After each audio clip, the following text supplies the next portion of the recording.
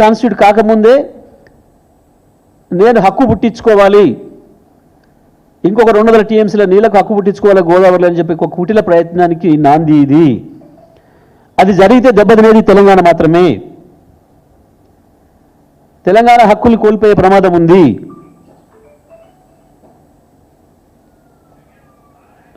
మిగులు నీళ్ళతో కాదు, మిగులు లేనే లేవు అక్కడ. కానీ ఒక పథకం ప్రకారమే తప్పు ప్రచారం చేస్తూ తెలంగాణ ప్రజల్ని మోసం చేస్తూ మిగులు జలాలను వాడుకుంటే తప్ప, సముద్రంలో పోయే నీళ్ళను వాడుకుంటే తప్ప అని మాట్లాడుతున్న మాటలు ప్రజల్ని మోసం చేసే మాటలు, ముబ్బె పెట్టే మాటలు తప్ప నిజం కాదు. ఇంకొక మాట కూడా మాట్లాడుతున్నారు. కేసీఆర్ ఒప్పుకున్నాడు. కేసీఆర్ ఏం ఒప్పుకున్నాడు? మీరు కనుక వాడుకోవాలనుకుంటే కింది నుంచి అది మాకు కూడా కృష్ణా బేసిన్లో ఉండే మాకు కూడా ఉపయోగపడే పద్ధతులు అయితేనే మేము ఒప్పుకుంటామని చెప్పి స్పష్టంగా చెప్పినాం. నది ద్వారా, కృష్ణా నది ద్వారా వెనక్కి తీసుకురమ్మని చెప్పినాం. ఒక్కటి కూడా కొత్త ప్రాజెక్టు కట్టే అక్కర లేదు, కొత్తగా 1 ఇంచు కాలువ తవ్వే అక్కర లేదు. అతి తక్కువ ఖర్చుతోని ఈ పద్ధతిలో తీసుకుపోవచ్చు. ప్రకాశం బ్యారేజ్ నుంచి పులిచింతలకి, పులిచింతల నుంచి సాగర్కి, టేల్ పాయింట్కి, అక్కడి నుండి శ్రీశైలంకు తీసుకొని ఇక్కడ ఈ పద్ధతిలో తీసుకపోతే మాకు కూడా ఇబ్బంది లేదు. మేము 200 టీఎంసీలు వాడుకుంటాం. మా మహబూబ్నగర్కు ఉపయోగపడుతుంది, శ్రీశైలంలోకి వస్తే హైదరాబాద్ మనుషులకు ఉపయోగపడుతుంది, నాగార్జున సాగర్ ఎడమ కాలువకు మొత్తం ఉపయోగపడుతుంది, మా ఎస్ఎల్బీసీకి ఉపయోగపడుతుంది. మేము కూడా శాశ్వతంగా కరువు నుంచి విముక్తి అవుతాం. మా మహబూబ్ నగరు, మా నల్గొండ, రంగారెడ్డి, హైదరాబాద్ మంచినీళ్ళు, మరొక వైపు ఖమ్మం, కృష్ణా బేసిన్ ఏదైతుందో మేము కూడా సేఫ్ అవుతాం. ఆ పద్ధతిలో చేసుకోమని అన్నం అన్నాడు. సముద్రంలో వృధాగా పోయే నీళ్ళని ఎట్లా ఉపయోగంలో తీసుకురావచ్చో, ఎట్లా తెలివిగా చేసుకోవచ్చో, 2 రాష్ట్రాలకు ఉపయోగపడే పద్ధతుల్లో ఎట్లా చేసుకోవచ్చో అది ఆలోచించాలి అని చెప్పి కేసీఆర్ గారు ఉత్తరం రాసిండ్రు. వాస్తవానికి కేంద్ర జలవనరుల మంత్రి రాసిండ్రు, వాస్తవం అది. కానీ ఇవాళ నువ్వు చేస్తుంది ఏంది? కృష్ణలోకి తీసుకురాడట, పక్క నుంచి తీసుకుపోతాడట పైనుంచి. అంటే ఏం కుట్ర ఇది? కృష్ణలోకి తెస్తే తెలంగాణకు ఉపయోగపడుతుంది. చంద్రబాబు నాయుడు నువ్వు మాట్లాడే మాటలు నిజమే అయితే ఎందుకు కృష్ణానదిని ఉపయోగించి తీసుకురాకుండా 80,000 కోట్లు ఖర్చు పెట్టి పైన తీసుకుపోవాలనుకుంటున్నావు? కృష్ణానదిని ఉపయోగించుకొని వస్తే 8-10 కోట్లతో అయిపోతుంది, 8-10 కోట్లతో అయిపోతుంది, ఒక 3 లిఫ్ట్లతో అయిపోతుంది. ఇది కాకుండా నువ్వు 80,000 కోట్లు పెట్టి అక్కడి నుంచి అటు తీసుకుపోవాలనుకుంటారేంది? అంటే తెలంగాణకు హక్కులు దొరకొద్దు, తెలంగాణకు నీళ్ళు దొరకొద్దు,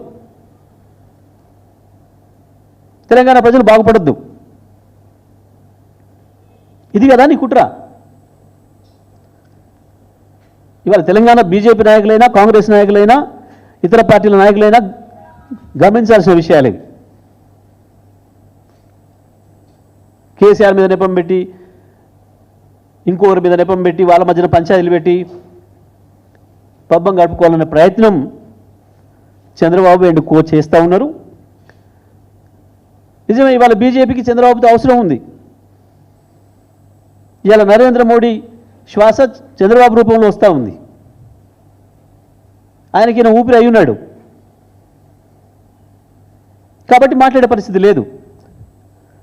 మోడీ ఏమైనా ఉండొచ్చు, చంద్రబాబు ఏమైనా ఉండొచ్చు, కానీ ఇవాళ తెలంగాణ బీజేపీ ఎంపీలు గెలిపించింది తెలంగాణ ప్రజలు, కరీంనగర్ ప్రజలు, నిజామాబాద్ ప్రజలు, హైదరాబాద్ ప్రజలు, ఆదిలాబాద్ ప్రజలు, ఇక్కడ ప్రజలు కదా గెలిపించింది మిమ్మల్ని. మహబూబ్నగర్ ప్రజలు, మెదక్ ప్రజలు కదా. వీళ్ళ కొరకు కదా మనం కొట్లాడాలి. ఇవేవి ఆలోచించకుండా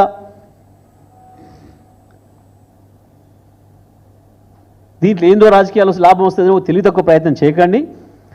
రాజకీయ ప్రయోజనాలు రాకపోగా మొత్తం మన బతుకుదిరివే ఆగమైపోతుంది తెలంగాణది. మిగులు జలాలనేవి సముద్రంలో కలుస్తున్నాయనేవి కుట్ర, పెద్ద కుట్ర ఇది. చంద్రబాబు నాయుడు గారు ఆ ప్రచారాన్ని చేపించి మనందరినీ కూడా మాయలో పడేసి తెలంగాణ ప్రజల్ని ఇక్కడ పార్టీల్ని మోసం చేసి పార్టీల మధ్యన తగాదలాగా సృష్టించి తను బయటపడాలనుకుంటున్నాడు. ఎట్టి పరిస్థితులలో బీఆర్ఎస్ పార్టీ దాన్ని అంగీకరించదు. రాష్ట్ర ప్రభుత్వాన్ని కూడా మేము డిమాండ్ చేస్తూ ఉన్నాం. వెంటనే అపెక్స్ కౌన్సిల్కి మీటింగ్ పెట్టమని డిమాండ్ చేయాల్సిన బాధ్యత ముఖ్యమంత్రి పైన ఉంది. పిలవాల్సింది అపెక్స్ కౌన్సిల్ని తప్ప చంద్రబాబు నాయుడు కాదు. చంద్రబాబు నాయుడు చర్చలు పిలిచడం అంటే చంద్రబాబు నాయుడుకు దాసోహం అనటమే. మీరు తప్పకుండా తెలంగాణ ప్రజలు మిమ్మల్ని అనుమానించాల్సి వస్తుంది. మోడీ, చంద్రబాబు, రేవంత్ రెడ్డి నెక్సెస్ను ఆలోచించాల్సి వస్తుంది. కాబట్టి ఏమాత్రం మీకు తెలంగాణ ప్రజల పట్ల సోయున్నా ఇవాళ రాష్ట్రంగా ఏర్పడ్డం కాబట్టి ఆనాడు పూతిరెడ్డిపాడు మీద కొట్లాడినా, పులిచింతల మీద కొట్లాడినా, ఇంకో దాని మీద కొట్లాడినా తెలంగాణ ప్రజలుగా ఉద్యమకారులుగా మేము కొట్లాడినాం. ఎందుకంటే ప్రభుత్వం వాళ్ళ చేతిలో ఉంది కాబట్టి. కానీ ఇవాళ మనం ప్రభుత్వంగా ఉన్నాం. కేసీఆర్ రాష్ట్రాన్ని సాధించి పెట్టిన తర్వాత ప్రభుత్వంగా ఉన్నాం. ప్రభుత్వంగానే కొట్లాడే అవకాశం మనకు వచ్చింది. మనం కొట్లాడాల్సింది ఆంధ్రప్రదేశ్ పైన తెలంగాణ ప్రభుత్వంగా తప్ప పార్టీలుగా కాదు. ఇక్కడ ఒకరికొకరు.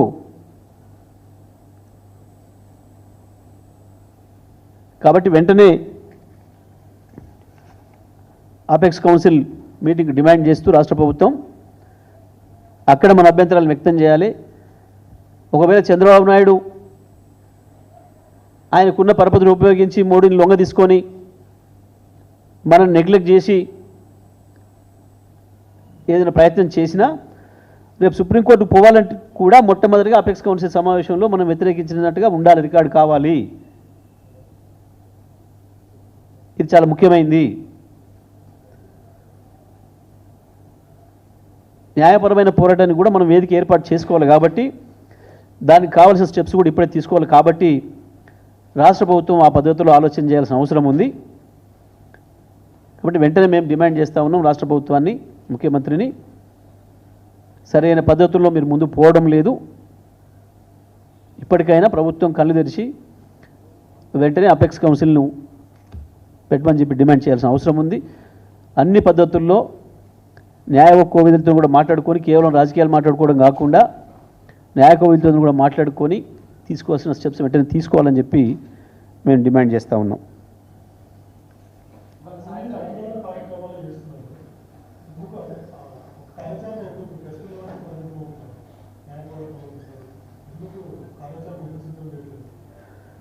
చేయాల్సింది రాష్ట్ర ప్రభుత్వమే చేయాలి. రాష్ట్ర ప్రభుత్వం మీదనే మేము పెట్టాల్సిన ప్రెజర్ పెడుతున్నాం.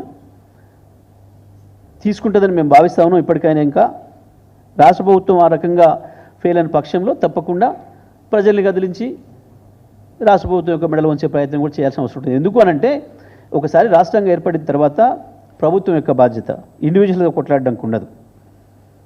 ప్రభుత్వం బాధ్యత. ఇవాళ అపెక్స్ కౌన్సిల్ అంటే కేవలం కేంద్ర జలవనరుల మంత్రి చైర్మన్, ఇద్దరు రాష్ట్రాల ముఖ్యమంత్రులు, సభ్యులు. దాంట్లో ఆయన పోగలుగుతాడు తప్ప ఆయన ప్లేస్లో మనం ఎవరు పోలేం. తెలంగాణ ముఖ్యమంత్రి ఎవరుంటే వాళ్ళు పోవాలి. తెలంగాణ ముఖ్యమంత్రి ఎవరుంటే వాళ్ళకే డిమాండ్ చేసే రైట్ ఉంటుంది. కాబట్టి రాష్ట్ర ప్రభుత్వంగా చేయాల్సిన అవసరం ఉంటుంది. ఇది ప్రభుత్వంతో కొట్టాడాల్సిన విషయం, ప్రభుత్వమే కొట్టాడాల్సిన విషయం. ప్రభుత్వం సరైన పద్ధతిలో పనిచేయనప్పుడు ప్రజల్ని కలుపుకొని పార్టీలుగా చేయాల్సి వస్తుంది. ప్రభుత్వాన్ని లొంగదీయడానికి, ప్రభుత్వాన్ని యొక్క మెడలు బట్టి పనిచేయించడానికి ప్రజలు కదలాల్సి వస్తుంది. అప్పుడు తప్పకుండా బీఆర్ఎస్ పార్టీ కార్యాచరణ ఉంటుంది.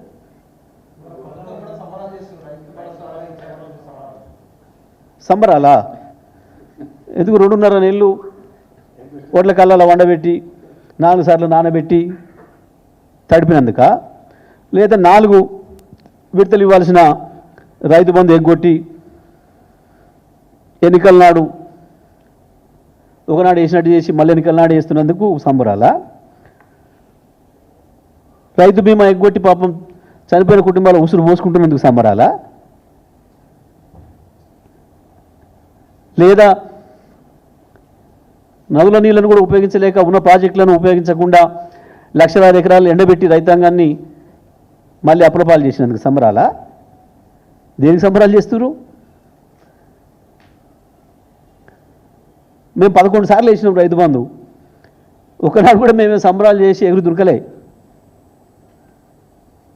ప్రభుత్వంగా మన బాధ్యత మాట ఇచ్చినాం, చేసినాం, పోయినాయి రైతులు అట్లా నిమిషాల మీద.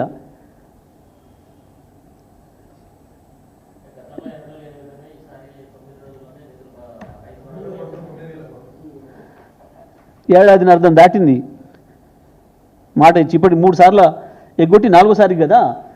పాత ఇచ్చి మొత్తం ఇచ్చి సంబరాలు చేయమనండి. బాకీ ఉన్నారు ఇవాళ తెలంగాణ రైతాంగానికి దాదాపు 25,000 కోట్ల రూపాయలు బాకీ ఉన్నారు వీళ్ళు ఇప్పుడు. అవన్నీ ఇచ్చి సంబరాలు చేస్తే మానే ఉండు. రకరకాల వంకలు పెట్టి రుణమాఫీ ఎగ్గొట్టినందుకు సంబరాలు చేస్తానరా? ఏది దేనికి సంబరాలు?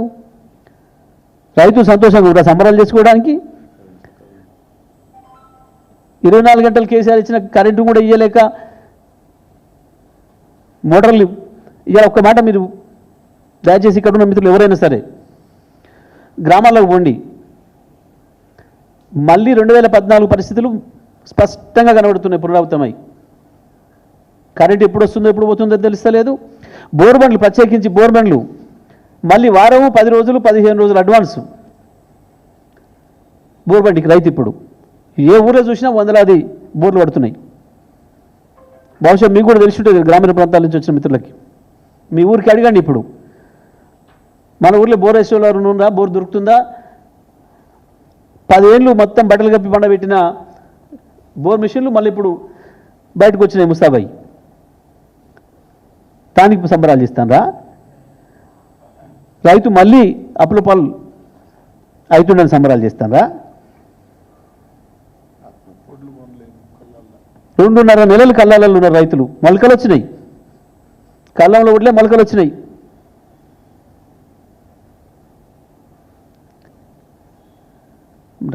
అంటే బాధ, కానీ సిగ్గు అనిపిస్తలేదా వాళ్ళకు? ఎట్లా చేసుకోవాలి సంబరాలని?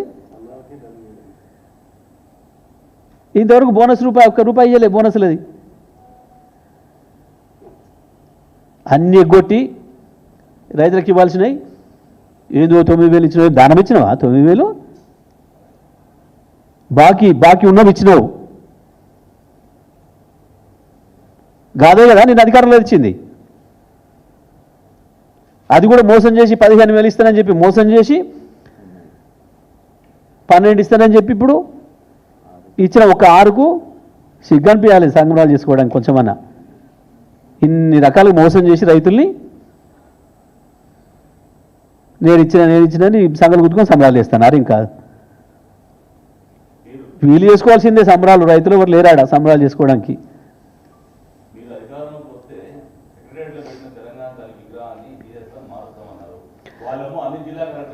ఇప్పుడు ఎందుకు ఇప్పుడు వద్దు ఆ సబ్జెక్ట్, దీంట్లోనే పోదాం. మాకు ఇంకోనాడు మాట్లాడుకుందాం. అది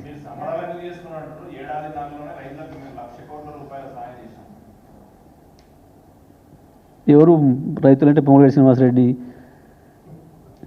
బట్టి విక్రమార్క, కోమటిరెడ్డి వెంకటరెడ్డి, ఉత్తమ్ కుమార్ రెడ్డి, గీళ్ళ 1,00,000 కోట్ల సాయం వీళ్ళకి చేసుకున్నారా? ఒకరికొరు ముఖ్యమంత్రి అన్నదమ్ములు 4, ముఖ్యమంత్రి కుటుంబం 4 మంత్రులు, 1,00,000 కోట్లు వీళ్ళకేనా సాయం చేసింది? ప్రతి అడుగున రైతుని దగా చేశారు కదా. తెల్లవారి నుంచే మోసం కదా. కేసీఆర్ వేస్తున్న రైతు బంధును ఆపి, రైతన్నా మేమే ఆపినా వారం ఆగితే మీకు 15 వస్తాయి, ఇప్పుడు 10 అని చెప్పి మోసం చేసి సిగ్గు లేకుండా మళ్ళీ పార్లమెంట్ ఎన్నికల దాకా వేయలే కదా. పార్లమెంట్ ఎన్నికల ముందు వేసింది కూడా కేసీఆర్ సంపాదించి పెట్టిపోయిన డబ్బులే కదా. మీ ముఖాలకు మొదటిసారి ఇవాళ ఒక సగం వేసి దానికి సంబరాలని చెప్పుకొని, నిజమే 1,00,000 కోట్లు మీ 8 మంది కలిసి సంపాదించుకున్నారేమో. రైతాంగానికి రావాల్సిన రూపాయి ఏది రాలే ఇప్పటి వరకు. మీరు ప్రకటనలు చేసుకోవచ్చు, కానీ ఏ ప్రకటన ఏందో రైతు గుండెలో ఉంది. ఎవరు సంబరాలు చేయాలనో ఎట్లా చేసుకోవాలనో రైతులకు తెలుసు.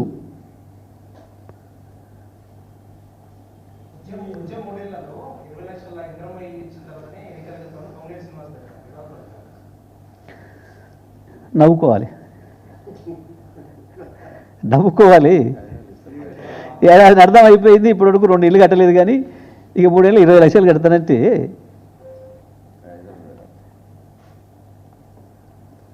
ఇదేదో కొత్త పిచ్చగాడు పొద్దురేడైన సామెత కనబడుతుంది. వీళ్ళ మాటలు, వీళ్ళ పనులు, వీళ్ళ చేతలకి. ఏంటి అవి వేసిరా మీరు వేసిరా? నాకు తెలియదు అది. నాకు ఆ డైలాగులు తెలియవు, నేను వినలే, ఎప్పుడు చూడలే. తెస్తుంది కదా, వాళ్ళే కదా. ఉన్నాయి గత టీఆర్ఎస్ పాలనలో 10 ఏళ్లలో ఎక్కడన్నా ఒక రాజకీయ కొట్లాట కానీ, ఒక రాజకీయ కేసు కానీ చూసినరా? ఏడాది అర్థంలో 3,500 కేసులు పెట్టిన ఇప్పటికీ. ఎన్ని ఊర్లలో దాడులు చేసినారు. ఇందాక మొన్న కూడా కదా మా విద్యార్థి సంఘ నాయకుల మీద దాడి చేసింది. ఎప్పుడైనా మీరు 10 ఏళ్ల చరిత్రలో ఒక్క రికార్డు చూపిస్తారా? మీడియాలో రికార్డ్ అవుతుంది కదా, టీఆర్ఎస్ పార్టీకి సంబంధించి ఒక దాడి చేసిర్రు, ఒక రాజకీయ పార్టీ కార్యకర్తను కొట్టిండ్రు అన్న సందర్భం 10 ఏళ్ళ రికార్డు తీసి చూపించండి ఎక్కడైనా. జరిగితే తప్పకుండా రికార్డు ఉంటుంది.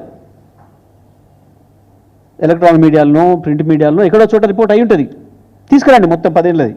ఒక్క చోట టీఆర్ఎస్ పార్టీ ఒక రాజకీయ దాడి చేసినట్టు, ఒక రాజకీయ కేసు చేసినట్టు అక్రమమైంది. ఎన్ని దాడులు చేసిరు ఇప్పటికీ? మొత్తం మీడియాతోనే రిపోర్ట్ అయితేనే ఉంది కదా, చూస్తున్నాం కదా. పని చేయలేక ఈ చిల్లర వేషాలు వేసుకుంటూ, ప్రశ్నించిన వాళ్ళ మీద దాడులు చేస్తూ,